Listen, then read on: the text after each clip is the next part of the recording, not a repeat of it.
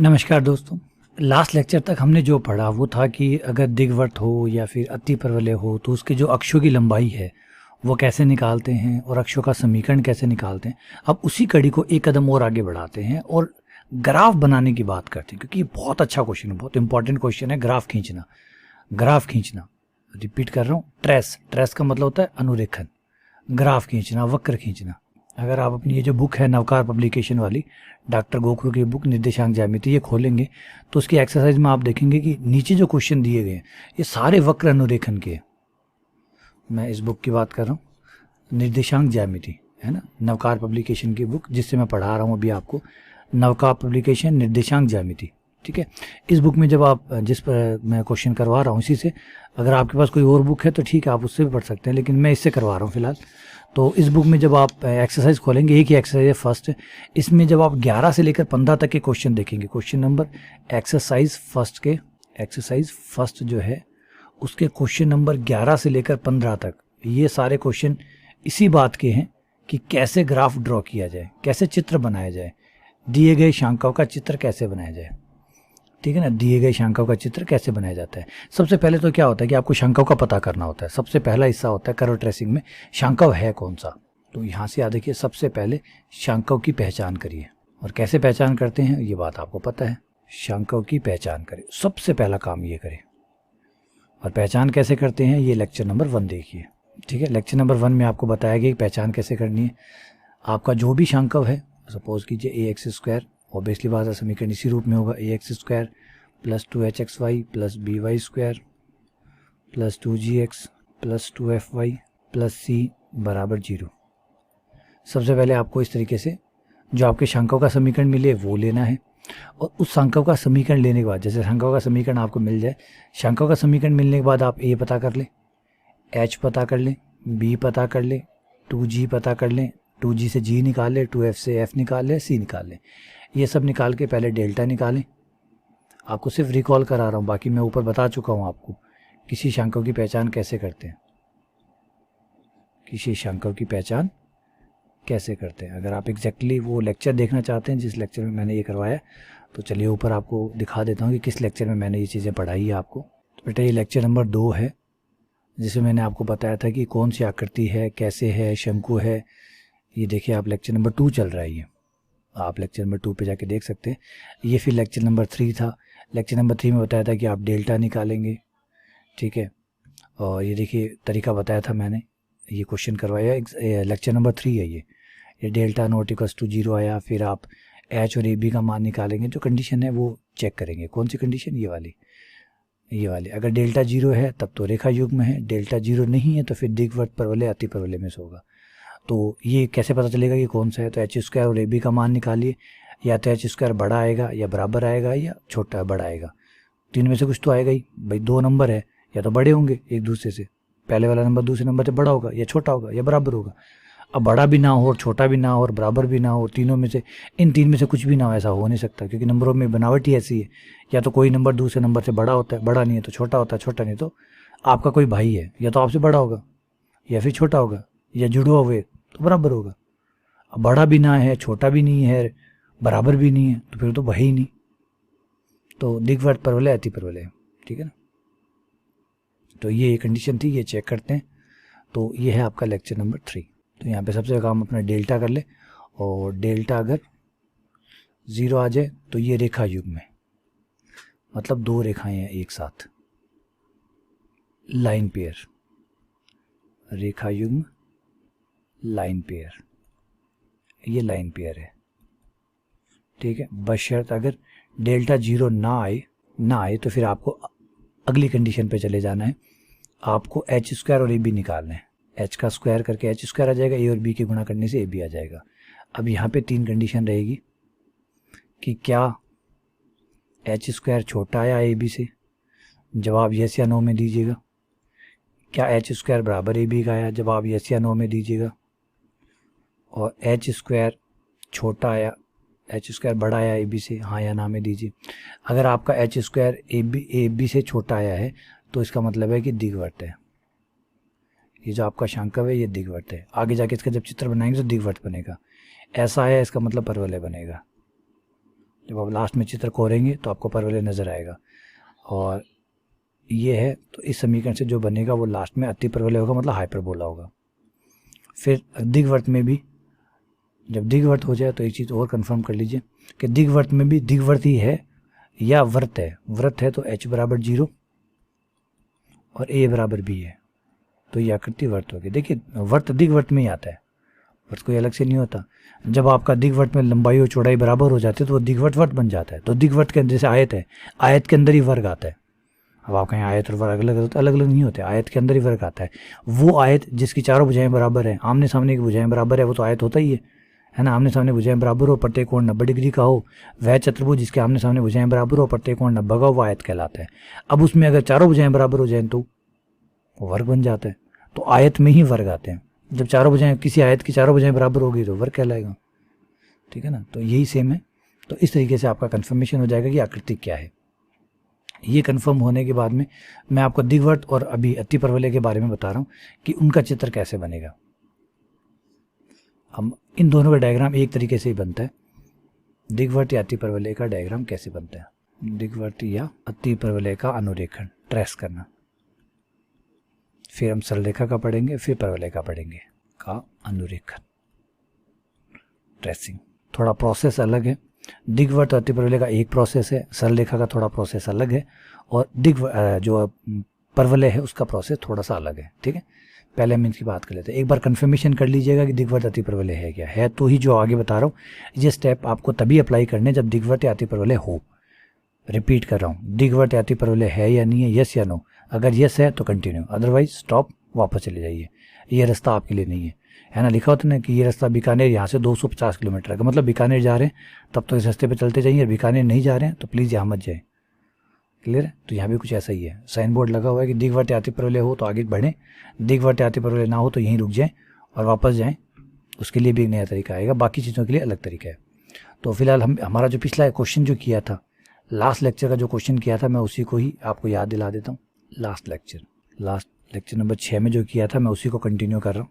अगर आपने lecture number 6 ना देखा हो तो एक बार प्लीज़ वापस देख लीजिएगा, उसी को ही मैं कंटिन्यू कर रहा हूँ। लास्ट लेक्चर नंबर 6 में जो हमने किया था वो था हमारा समीकरण था 17x²। क्वेश्चन नंबर था ये, क्वेश्चन नंबर 6 था, एक्सरसाइज का क्वेश्चन नंबर 6 था। 17x² plus 12xy plus 8y² minus 46x plus 33 बराबर 0। ये क्वेश्चन नंबर 6 किया था। ये कंफर्म हो गया था कि ये दीर्घवृत्त है। लास्ट लेक्चर में हो गया था ये कंफर्म कि दीर्घवृत्त है। कैसे कंफर्म हुआ था, R1 R2 निकाले थे उससे, नहीं तो आप दोबारा भी कंफर्म कर सकते हैं। डेल्टा निकाल लीजिए और h² AB निकाल लीजिए, यहाँ h² छोटा आएगा AB से, जो कंफर्म करेगा कि दीर्घवृत्त है, ठीक है। हाँ, यहाँ पे हमने अक्षों की लंबाइयाँ भी निकाल ली थी। जो दीर्घ अक्ष था उसकी लंबाई, अर्ध लंबाई जिसे R1 कहते हैं, दीर्घ अक्ष की अर्ध लंबाई जिसे हम R1 कहते हैं, यहाँ पे y थी हमारे 2/√5।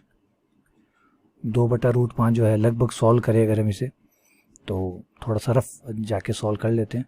√5 से ऊपर गुणा कर दें, √5 से नीचे गुणा कर दें तो नीचे 5 आ जाएगा, और √5 जो होता है वो होता है 2.36 होता है शायद, 2.236 बटे 5, तो ये लगभग आता है 0.8947। लगभग आप इसको लगभग कह सकते हैं 0.9, ठीक है। और लघु अक्ष की लंबाई, लघु अक्ष की अर्ध लंबाई, बात अर्ध लंबाई की चल रही है। अर्ध लंबाई आई थी आपके पास 1/√5, जो कि 1/√5 आई थी 0.4472। लगभग आप इसको भी 0.45 कर देते हैं, ठीक है। ये लघु अक्ष की लंबाई आई थी, तो ये आपके आ चुके थे। फिर इनका समीकरण आपने निकाला था, कैसे निकाला था वो आप वहाँ देख सकते हैं। दीर्घ अक्ष का समीकरण वो हमारे पास आया था 2x + y = 3। लघु अक्ष का समीकरण आया था। अब यहाँ पे आपको डायग्राम कोडना है, डायग्राम बनाना है।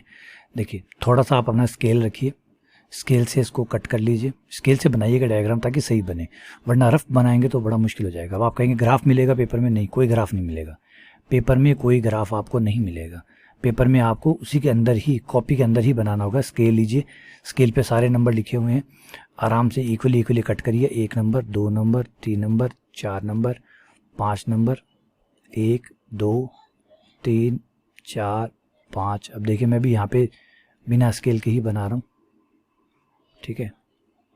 तो आप भी चाहो तो बिना स्केल से बना सकते हैं, लेकिन थोड़ा सा नंबरिंग बराबर बराबर डिस्टेंस पे रखिएगा तो ज़्यादा सही बनेगा, ज़्यादा परफेक्ट जो है वो डायग्राम बनेगा आपका। वरना हाथ से बनाते हैं तो थोड़ा सा गड़बड़ी हो जाता है कि कुछ दूरियां कम हो जाती है, कुछ ज़्यादा हो जाती है ना। अब आपको क्या करना है, सबसे पहले जो फर्स्ट है दीर्घ अक्ष या लघु अक्ष, जो भी एक लाइन फिक्स करिए उसको उठाइए और उसको सॉल्व करिए। जैसे हमारी ये है 2x + y = 3 है। ये कहाँ से गुजरेगी इसकी डिटेल इकट्ठी करिए। कैसे? x = 0 पर आपने 12th क्लास में पढ़ा था कि लाइनें कैसे खींचते हैं। x का मान 0 रख के y निकाल लीजिए, फिर y का मान 0 रख के x निकाल लीजिए। y का मान 0 रखेंगे तो x का मान आ जाएगा 3/2। आ गया। अब ये रेखा जो है x को 3/2 पे x को 3/2 पे काटेगी। 3/2 मतलब 1.5, तो ये रहा। x को 3/2 पे काटेगी, y को 3 पर काटेगी। ये y रहा, y को 3 पर काटेगी। ये हो गया। x को 3/2 पे मतलब 1.5। x को 3, आप ऐसे कर लीजिए, x का मान 0 रख के y निकाल लीजिए, y का मान 0 रख के x निकाल लीजिए। 2 पॉइंट आ जाएंगे। वो दोनों जहाँ x का मान है वहाँ x को काट लीजिए, जहाँ y का मान है वहाँ y को काट लीजिए। फिर दोनों को मिला दीजिए। कुछ याद आ रहा है? ऐसा आपने पहले भी पढ़ा हुआ है, LPP के अंदर पढ़ा हुआ था, रेखिक प्रोग्रामिंग समस्या में 12th क्लास में। लाइन खींचना, x का मान 0 रख के y निकाल लेते थे, y का मान 0 रख के x निकाल लेते थे। ये बेटा आपका दीर्घ अक्ष है, ये आपका दीर्घ अक्ष है। क्लियर है? अब आप अपना लघु अक्ष बनाइए। लघु अक्ष कौन सा है आपका? ये रहा। x - 2y = -1। x - 2y = -1। ठीक है। इसमें भी सेम प्रोसेस करना है, सेम बिल्कुल। x = 0 पर, 0 पर y का मान आ गया 1/2, y का मान 0 रखने पर x का मान -1, x - 1 y 1/2, x का मान -1 y का मान 1/2। दोनों को मिलाइए, ये आपका लघु अक्ष हो गया। स्केल से बनाइएगा ताकि एकदम सीधा बने। ये लघु अक्ष हो गया। दीर्घ अक्ष, लघु अक्ष दोनों बन गए। अब आपकी दूरियां जो है वो ले लीजिए। दूरियां कितनी हैं? दीर्घ अक्ष पे कितना काटना है? 0.9 काटना है। तो स्केल रखिए, ये रहा आपका पॉइंट। और आपको पता है ये पॉइंट कौन सा होगा? प्रतिच्छेद बिंदु बिल्कुल वही होगा जो सेंटर है। तो देख लीजिए सेंटर है नहीं है। आपका सेंटर क्या था याद है? पिछले क्वेश्चन में सेंटर था 1 1। इसका जो केंद्र था, इनका केंद्र था, याद कीजिए 1 1 आया था, अल्फा बीटा। शांकाओं का केंद्र 1 1 आया था। यह देख लीजिए 1 1 आ रहा है। देखिए x का मान 1, यानी हमने डायग्राम एकदम सही बनाया है। मतलब जो दूरियां बनाई है वो एकदम ठीक ठीक बनाई है, वरना थोड़ा आगे पीछे खिसक जाता। ये हो गया। अब ये जो येलो वाली लाइन है, येलो वाली लाइन देखिए, ये पॉइंट जो है ये सेंटर है। इस पॉइंट से इस तरफ 0.9 काटिए, इस तरफ 0.9 काटिए। 0.9 समझते हैं आप? अपने उसमें जाइए स्केल में, स्केल में देखिए 1 2 3 ऐसे बना हुआ है। फिर 0 और 1 के बीच में 0.1 0.2 0.3 0.4 ऐसे बना हुआ। तो 9 लाइनें बनी है। तो जो 9वीं लाइन है वो 0.9 की है। तो यहाँ पे स्केल को रखिए और 0.9 इस तरफ काट लीजिए, 0.9 इस तरफ काटिए ऊपर, और 0.9 इस तरफ काटिए। इस पॉइंट के इस तरफ दाएं तरफ और बाएं तरफ दोनों तरफ 0.9 काट लीजिए। हो गया। फिर इस ग्रीन वाली लाइन पे कितना काटना है? लघु अक्ष है, क्योंकि लघु अक्ष से लघु दूरी काटेगा तो 0.45। इस पर 0.45 कहाँ होगा? जो 0.4 और 0.5 के बीच में है वहाँ पे खींच दीजिए। ये लगभग इससे तो आधा ही आएगा, तो यहाँ मान लीजिए ये यहाँ आएगा और ये थोड़ा सा इधर मान लीजिए। अब आप इन चारों पॉइंट्स को मिला लीजिए और ये आपका दिक्वृत्त, ये आपका दिक्वृत्त तैयार है। क्लियर है? इस तरीके से आप क्या करते ड्रॉ होगी। तो याद रखिए ये सिर्फ इतना सा स्टेप नहीं है। पहले अगर मैं स्टेप सारे बात करूं तो पहला होल स्टेप, ये तो मैंने सिर्फ डायग्राम बनाना सिखाया आपको। वो पीछे वाले स्टेप लेक्चर नंबर 6 में जो पढ़ के आए वो भी तो है सारे। सबसे पहले शांकाओं की प्रकृति का पता करना, शांकाओं की प्रकृति का पता करना। शांकाओं की प्रकृति का पता करने के लिए डेल्टा निकालना पड़ता है, h² बराबर h² और AB निकालना पड़ता है। तो ये चीज़ें भी तो करनी पड़ेगी प्रकृति कन्फर्म होने के बाद में कि। और ये जो विधि है ये केवल तब काम करेगी जब यहाँ से हाँ आए कि भाई या तो दिग्वृत्त है और या फिर अति परवलय, तब आपको ये स्टेप लगाने हैं। क्योंकि अगर सरल रेखा हुई या परवलय हुआ तो फिर हम दूसरे तरीके पे चले जाएंगे। तब वक्र बनाने का दूसरा तरीका होता है। देखिए रिपीट कर रहा हूँ, दिग्वृत्त है या अति परवलय है तो ही, वरना आगे ना बढ़े। अगर जवाब है यस, हाँ जी, या तो दिग्वृत्त है या अति परवलय है, जवाब यस है, तो फिर स्टेप नंबर 2 में आए नंबर 2 में आए। नंबर 2 में क्या करना है, अक्षों की लंबाई वो मूल बिंदु पे समीकरण, मूल बिंदु पर शांकों का समीकरण, ये सब बातें मैंने पिछले लेक्चर में समझाई हुई है, वहाँ जाके देखिए। शांकों का समीकरण निकालिए, मूल बिंदु पे शांकों का समीकरण इस रूप में आ जाएगा ax² plus 2 capital HXY plus BY², ठीक है ना। फिर तीसरा स्टेप, अक्षों की लंबाइयाँ, अक्षों की लंबाइयाँ AB माइनस H² R की power 4 minus A plus B R² plus 1। इससे आप अक्षों की लंबाइयाँ R1 और R2 दोनों पता कर लेंगे। R के दो मान आएंगे, एक R1 और एक R2। फिर नंबर 4 स्टेप आपका होगा, ये होने के बाद में जब ये हो जाए पूरे, तो चौथे स्टेप पे आ जाइए, अक्षों के समीकरण ज्ञात कर लीजिए। अक्षों के समीकरण कैसे, A1 माइनस R², एक बार R1 रखिएगा, एक बार R2 रखिएगा, x minus alpha plus H y minus beta बराबर 0। ये सारी बातें मैंने जो आपको पढ़ाई है वो लेक्चर नंबर 6 में पढ़ाई है। ये कैसे करना है ये सारे स्टेप, ये लेक्चर नंबर 6 में यहाँ पे मैंने आपको रिपीट भी करवा दिए हैं।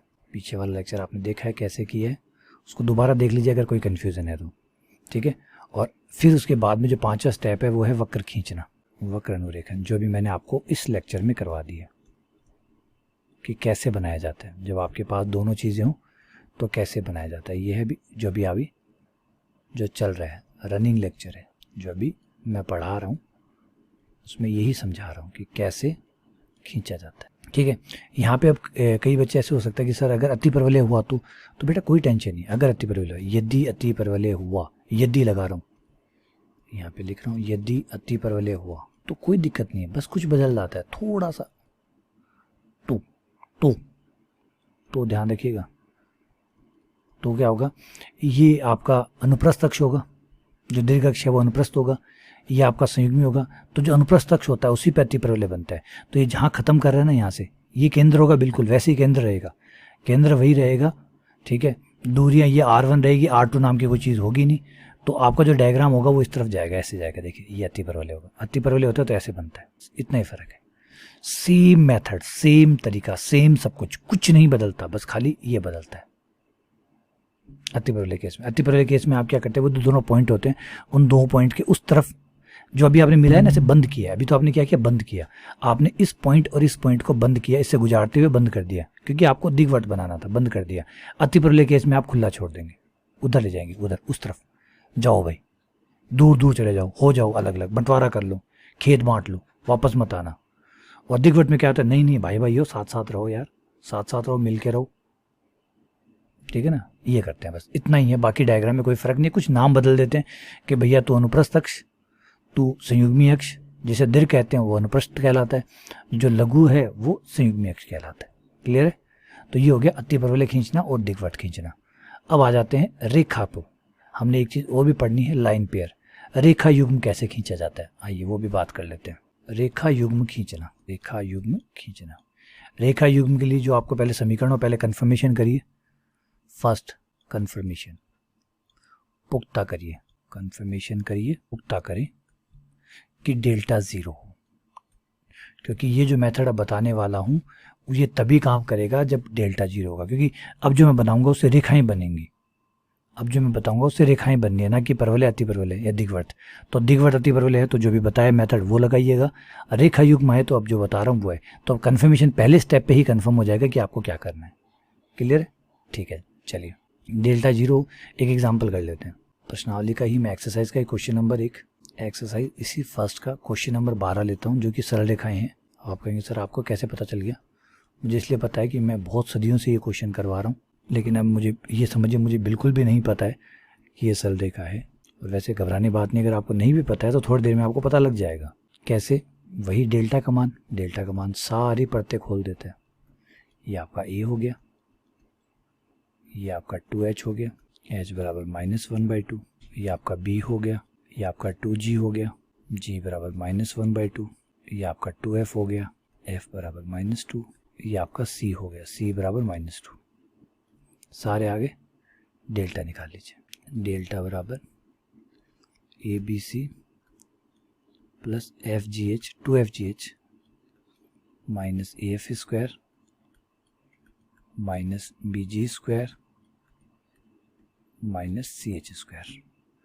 मान रखिए डेल्टा ए का मान 1, बी का मान -2, सी का मान -2 प्लस 2, एफ का मान -2, जी का मान -1/2, एच का मान -a, एफ का मान -2 का स्क्वायर, बी का मान, जी का मान माइनस माइनस माइनस 2 सब कट गए, ये माइनस का 1 आ गया, ये माइनस का 4 आ गया, ये माइनस माइनस प्लस, ये 4, ये 1/2, माइनस माइनस प्लस, ये 1/2।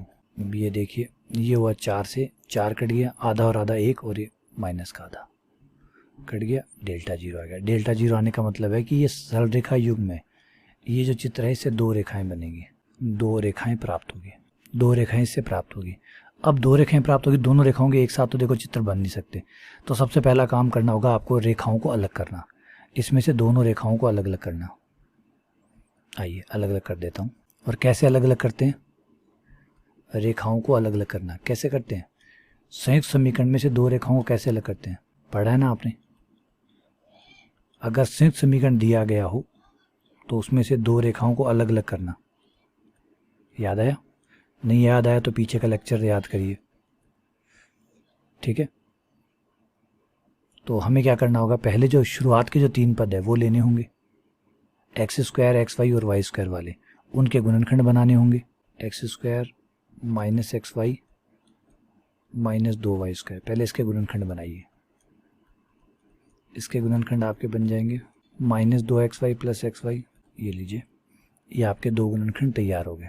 अब एक गुणनखंड में a जोड़ दें, एक में b जोड़ दें, और आप अपना पूरे समीकरण जो है फुल स्विंग में जो आपका समीकरण उसके बराबर रख दें, क्योंकि अब जो गुणनखंड बनेंगे वो आपके मूल समीकरण के तो गुणनखंड होंगे, तो बराबर में आपका मूल समीकरण आ जाएगा, मतलब पूरे वाला जो समीकरण है वो आ जाएगा। अच्छा, पहले मैंने आपसे कहा था कि ब्रैकेट खोलिए, ब्रैकेट खोल के तुलना कर लीजिए, x के गुणांक की तुलना, y के गुणांक की तुलना और अचर पद की तुलना, इस तरीके से तुलना करेंगे तो आपको a और b का मान मिल जाएगा। अब वो तरीका मैं आपको ऑलरेडी बता चुका हूँ, इस बार मैं आपको कुछ और डिफरेंट तरीका बताता हूँ कि देखिए जब बराबर है तो x y के हर मान के लिए बराबर है, तो एक काम करिए शुरुआत में तो ये कर लीजिए, x y दोनों का मान 0 रख दीजिए दोनों साइड में, क्योंकि हर x y के लिए बराबर है तो इसके लिए भी बराबर होंगे, तो 0 0 रखने से ये आपके पास ए बी आ गया, राइट हैंड साइड में तो आ गया LHS में आ गया ए बी, 0 0 यहाँ बचा a, 0 0 यहाँ बचा b, तो ये आ गया ए बी, यहाँ 0 0 0 0 0 ये आ गया -2। एक समीकरण तो आपके पास ये बन गई कि ए बी बराबर -2। रुकिए और बन जाएंगी, चिंता मत करिए।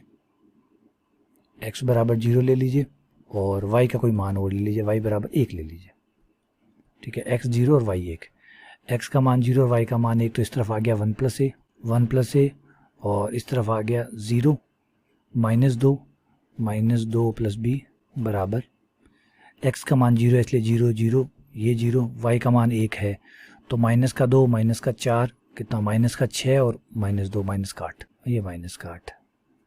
यहाँ ब्रैकेट खोल लीजिए, ब्रैकेट खोलेंगे तो -2 + b -2a + ab बराबर -8। ए बी का मान -2 है, -2 यहाँ रख दीजिए, -2 + b -2a बराबर -2 बराबर -8, -2 -2 -4 इस तरह जाके +4 हो गया, b -2a बराबर हो गया -8 और +4 -4।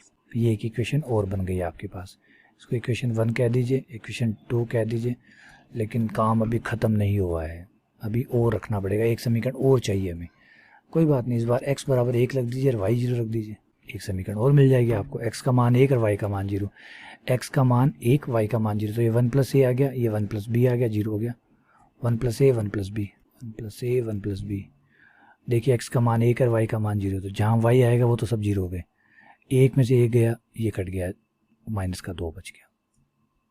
ब्रैकेट खोल लें, ब्रैकेट खोलने पर 1 + b फिर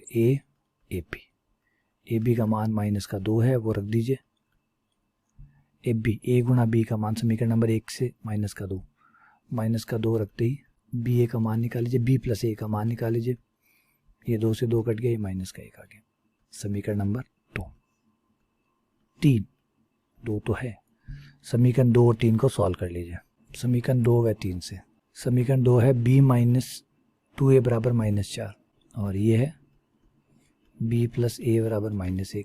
दोनों को घटा दीजिए, b से b कट गया, माइनस का 3a बराबर -4 -1 माइनस का 3, a बराबर 1।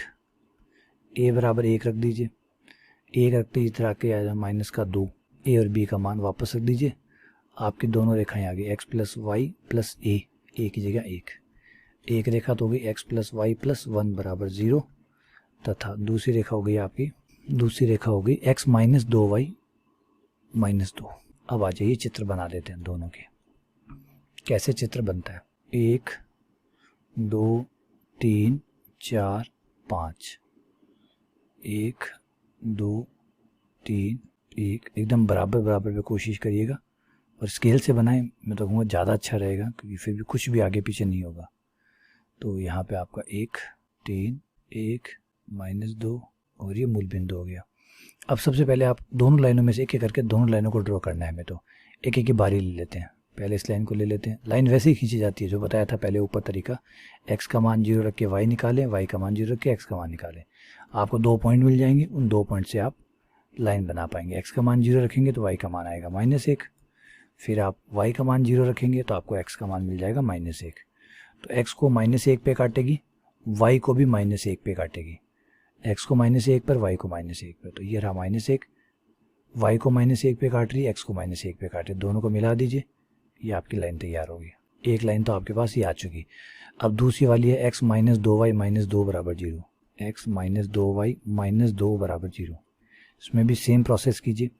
x बराबर 0 पर y का मान आ जाएगा -1, फिर y बराबर 0 रखिए, y बराबर 0 पर x बराबर 2, x का मान 2 और y का मान -1, x का मान 2 और y का मान -1। ये आपकी दोनों रेखाएं बन गई। इनके साथ इनके जो समीकरण है वो अटैच कर दीजिए, मतलब इनके साथ लिख लीजिए। जैसे इसका समीकरण है x प्लस वाई प्लस 1 बराबर 0 और इसका समीकरण है x माइनस 2y माइनस 2 बराबर 0। ये लीजिए, ये फाइनली आपका आंसर आ गया। क्लियर है? कोई दिक्कत नहीं है इसके अंदर, इजी था सब कुछ। तो इस तरीके से आप रेखाएं खींचेंगे, इसमें रेखाएं बनेंगी और कुछ नहीं बनेगा। अब आप कहेंगे सर दिग्वृत्त का है, तो दिग्वृत्त है ही नहीं तो आएगा कहाँ से? 2 रेखाएं थी, दोनों खींच दी, बस ये आंसर आ गया। क्लियर है? तो याद रखिएगा, स्टेप अभी समझा देता हूँ। सबसे पहले प्रकृति चेक होगी। प्रकृति क्या है? सरल रेखा है, अगर रेखा युग्म है तो ये करना है, ऐसे करना है जो भी किया हमने। दिग्वृत्त है तो जो ऊपर बताया था वो करना है। दिग्वृत्त अति परवलय है तो जो बताया था वो करना है। परवलय जो है वो आगे पढ़ाऊंगा, जैसे बताऊं वैसे परवलय का बनाइएगा। तो होगा तो इनमें से कोई ना कोई। परवलय होगा तो परवलय स्टेप लगाने हैं, दिग्वृत्त अति परवलय तो दिग्वृत्त अति परवलय वाले लगाने, सरल रेखा युग्म है तो सरल रेखा युग्म का जो तरीका है वो लगाना है। तो जैसा क्वेश्चन वैसा तरीका। क्लियर है? यहाँ तक कोई दिक्कत नहीं है। परवलय भी बाकी है, परवलय आपको थोड़ा समझाना पड़ेगा क्योंकि परवलय में कई चीज़ें भी बाकी है, कई चीज़ें हैं जो बतानी है। तो परवलय को भी एक बार आप वेटिंग में रखिए। यहाँ तक अगर आपको कोई प्रॉब्लम है, कोई किंतु परंतु है तो मुझे बताइए। ठीक है? चलिए, बहुत बहुत धन्यवाद, शुक्रिया।